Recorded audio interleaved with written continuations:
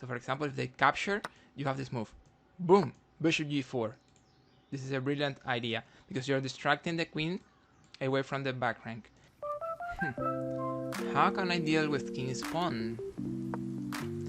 And also, Italian, they play it all the time.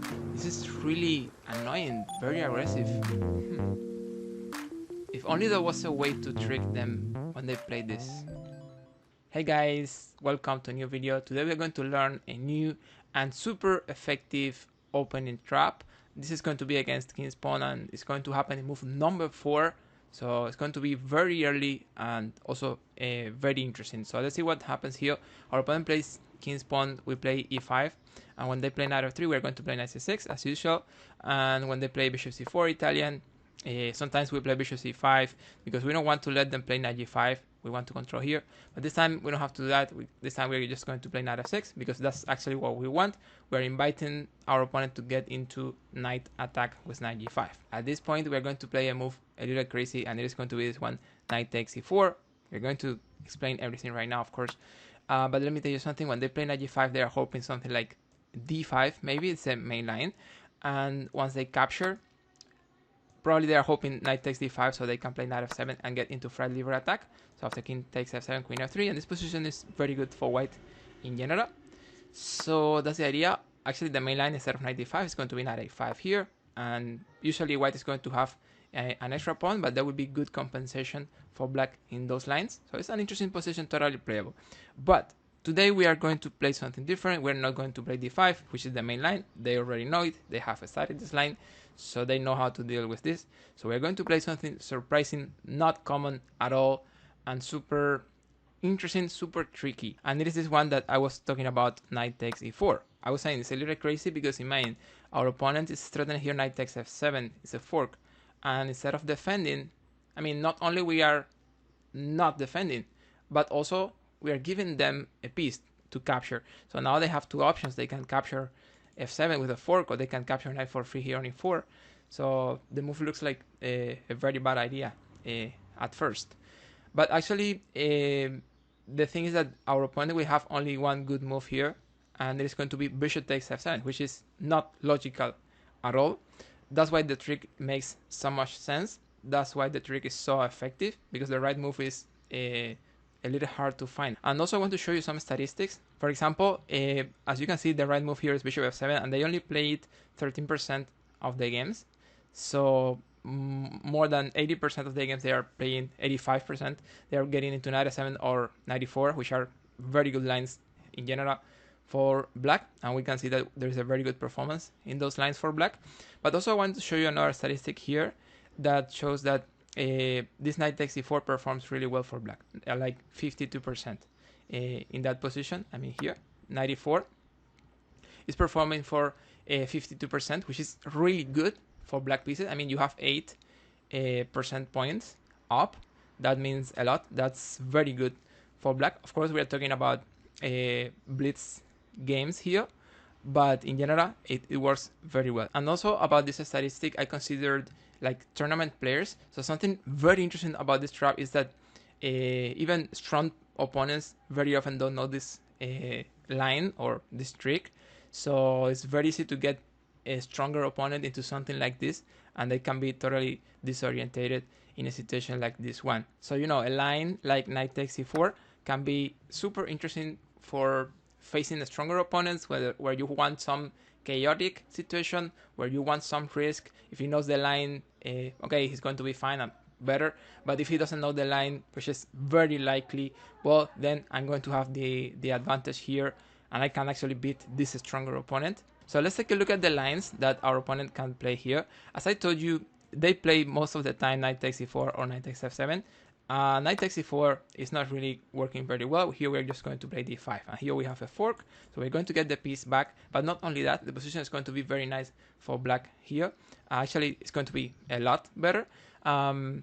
Here, a good move for white, I guess, is bishop d3, but probably the most common line that we see online is going to be bishop takes d5. So for example, if they play bishop d3, well, we just capture here, bishop takes e4, and let me show you something interesting about this position. When our opponent plays 4 knights, like knight c3, knight f6, and in this position bishop c4 is dubious because we can play knight takes c4, and this is going to lead to really nice positions for black. After knight takes c4, we play d5. Usually they play this, we capture, and they take. So look at this position thoroughly, and you will notice that it's the same position as this one, except that the knight is not on f3, it's on b1.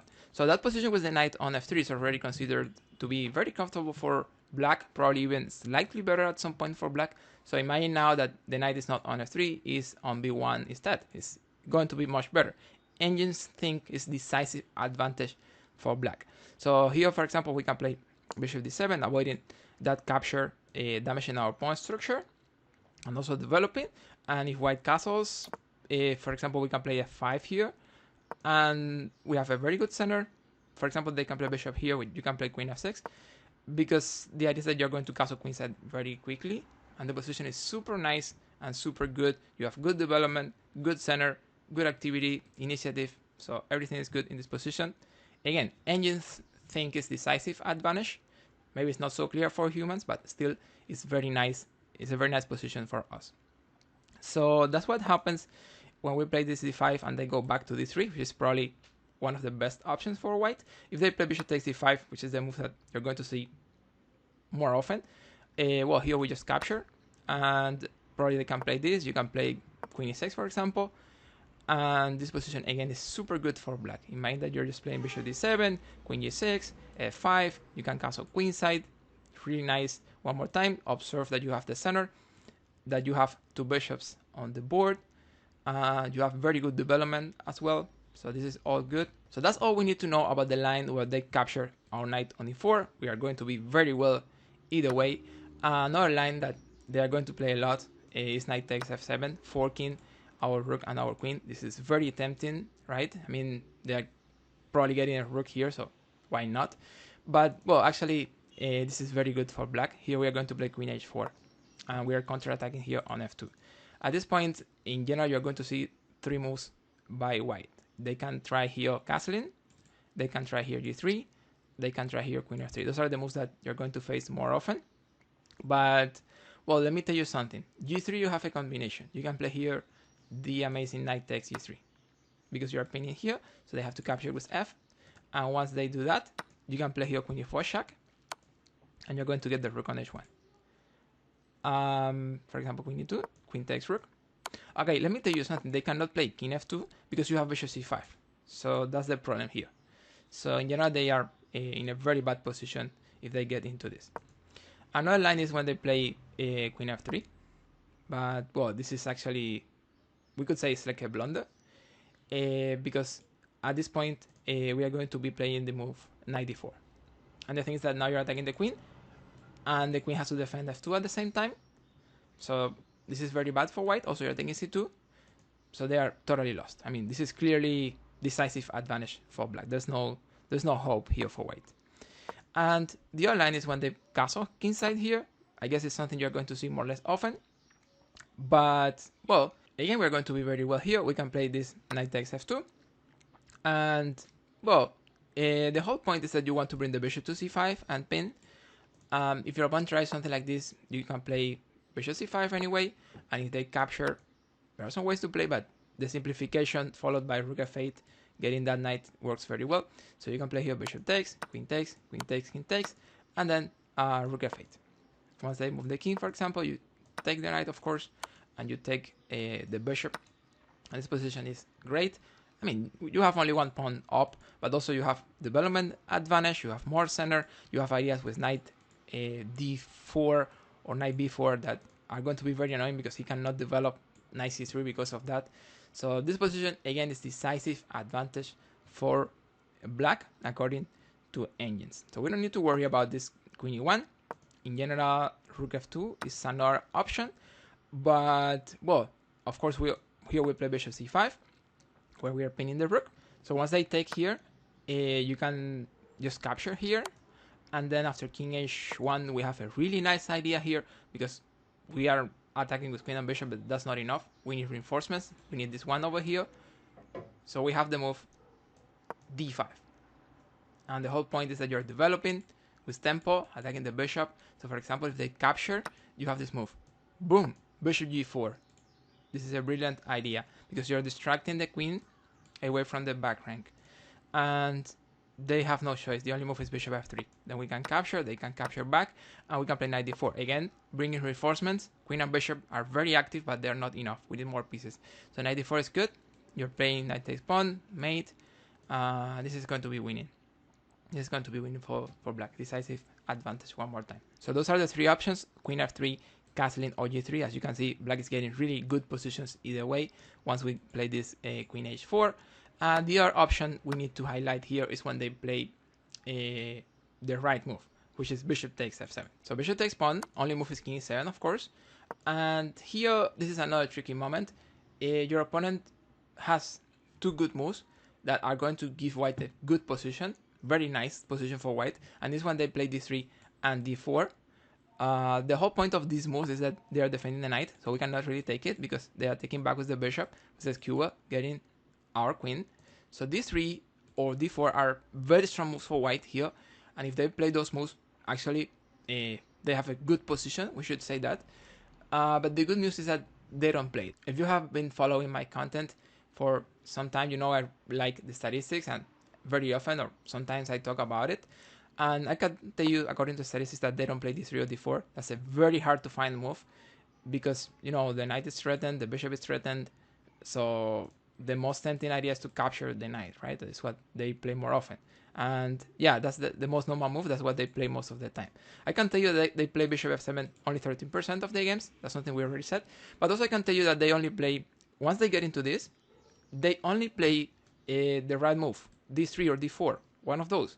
1/4 of the times, 1/4 of the games they get here, they will continue with the right move. So it's very, very unlikely that they actually get into the right line for white, so they get good positions. So that's why we can risk a little with this trick, because in general our opponents won't know the line. And very often I say, especially among beginners, but I don't even want to say that this time because I have seen many advanced or tournament players not knowing this line. So I can tell you this works very well, even when there is like some kind of refutation by white. If they play d3, for example, we are going to play knight f6 here, and we should say that white is better. And also if they play d4, we can just try to develop really quickly and control the center with d5. So again, white is going to be better if they find d3 or d4. But again, that's very unlikely to happen in a real game. So if they play knight takes e4, which is much more common, well, here we just capture the bishop on f7. This is a more or less equal position. Maybe slightly better at some point for white, but totally playable, totally normal. Observe that you're controlling the center. Observe that you have two bishops here on the board. Observe that you might be able to play d5 at some point here. There's a check over there. I think the right move is going to be king e8 this time, because there are some checkmate ideas over the diagonal. So we just play king e8 this time. But you should understand something very important, and it is that if you can develop your pieces, because we are a little back in development, right?